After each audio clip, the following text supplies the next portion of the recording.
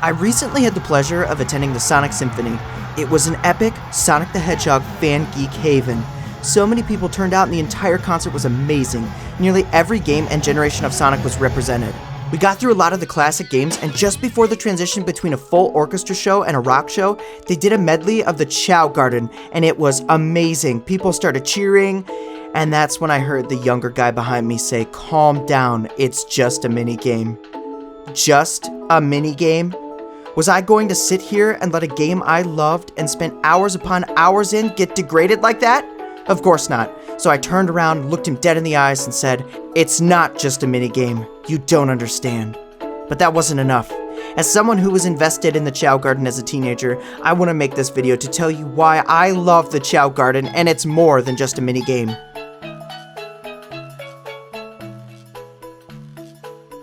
So here are my reasons. Reason 1. It connects to the adventure. The main focus of the Sonic Adventure series is to play through the story as multiple characters. This is true across both versions. With Adventure 2 though, you have a more streamlined Team Hero versus Team Dark experience. I ask you this though, once you complete the story, what's the motivation to go back and play through levels again? Sonic Adventure 2 added some extra missions to each level, but even those have a stopping point. The answer to this simple question, my friends, is giving you the most bizarre pet simulator within a game. I have never seen the likes of the Chao Garden amongst any other game since I first experienced this back in the early 2000s. This somehow gave me a similar feeling to Pokemon back in the day, and honestly was almost as significant to my gaming story. With Chao, as you raise them, you need elements from the levels, specifically with animals and the Chaos Drives. Giving the Chaos Drives purely raises stats, but animals? Every animal gives a characteristic from that animal to your Chao. The combinations range from bizarre to hilarious to beautiful. Getting these items requires you to revisit levels and take out enemies, as well as looking for secret areas where animals will be. This could be from a pipe you find that you have to whistle into, or a small area hiding behind a wall or something. In the first adventure game, you even have special rare Chao eggs you can find in the hub world by completing some puzzles. Finding one of those specific eggs and figuring out what to do is really satisfying. It makes you feel like, oh my gosh, I just found a shiny special silver egg, holy crap, this is amazing.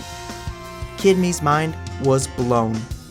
These elements really give you a reason to go back, replay levels, and explore areas maybe you wouldn't have otherwise. They could have tried to pad these levels out, but having this in-depth game within a game is such an overwhelmingly creative idea. They didn't have to go this hard, but they did. Reason 2. It bolsters lore. Lore is something that the Adventure series is no stranger to. Even starting out with the first adventure game, we meet Chaos, who's this bizarre creature from the Echidna mythology, and Tikal, who is a little fairy guide and revealed later to be the same species as Knuckles, but from the past. Yeah, it's as nuts as it sounds, and all of the temples and walls with strange images really make us overthink in these games. Or at least, me, I guess. Then you get these tiny little creatures that appear completely innocent, and yet so connected to the temples, the Chaos Emeralds, and even Chaos itself. They have this alluring aura about them. Like, what are these creatures? They seemingly come off as pets. They aren't normal animals, they aren't like any other character or species in the game, and the Chao even seem to have not only personalities, but career paths? We have Chao schools, doctors, fortune tellers, and even black market dealers. Not to mention the likes of Oma Chao as well, essentially a robotic Chao assistant. They are very strange creatures that support and add so much to this universe. Sonic Adventure wouldn't be the same without Chao. We never really got a clear answer as to what these creatures are. They appeared in these games, supported the stories, and just sporadically appear in different games as background characters. They clearly garnered enough attention though to be significant in the Sonic universe. And Sonic Frontiers possibly sort of gets into the mythos of chaos and these creatures. We need a full-fledged Sonic Adventure 3 and a Chao Garden to continue the lore and mythos that is Chao. Reason 3. Stats and evolution. Raising Chao is definitely a highlight. You not only have a reason to go back and replay levels, but the stat system and evolution system is fairly in-depth, considering. There are multiple goals for raising these stats. I would say the main purpose would be to create interesting and unique-looking Chao. You have neutral Chao, hero Chao, dark Chao, and even character-based Chao.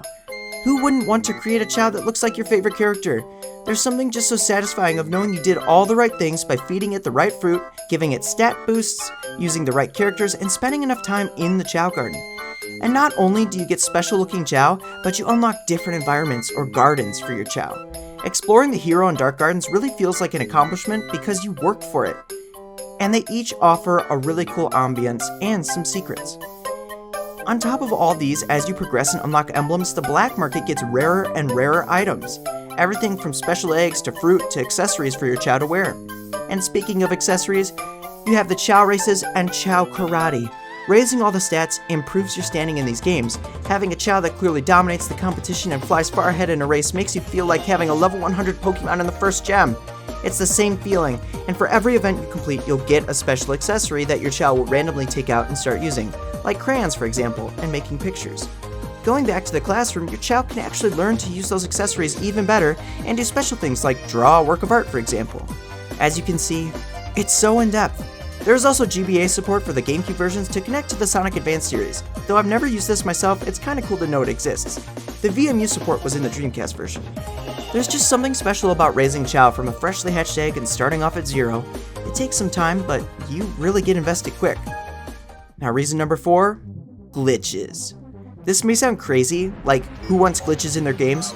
Nowadays if you have glitches, everyone's up in arms and they release a patch to fix it.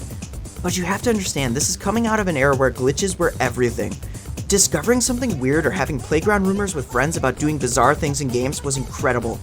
Maybe I'll make a list sometime of my favorite glitches in games.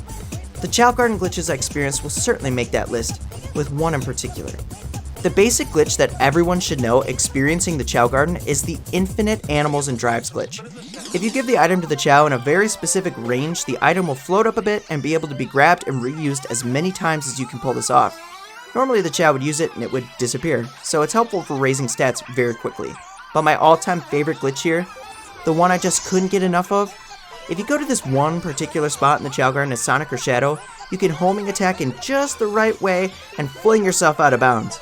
You can hover around the skybox and even move past it, and then float on back when you feel like it. I lived for this glitch, and first discovering it was incredible. Do you have any favorite glitches from the Chao Garden? Please share it in the comments below, I'm dying to know. So to formally end this video, I just want to add the music of the gardens is a bop, but all Sonic Adventure music is, to be honest. The Chao Garden is certainly something special, and for those who have never played it, you need to go back and experience it any way you can. I'm hopeful we'll get a new one. In a recent interview, Sonic Team head Takashi Iizuka said it'll only happen if we get Adventure 3. I guess until that happens, we'll just have to open our hearts and believe. Well, that's all I have for you. Please drop a like if you love the Chao Garden and subscribe so you don't miss a future upload. Until next time, have a good one.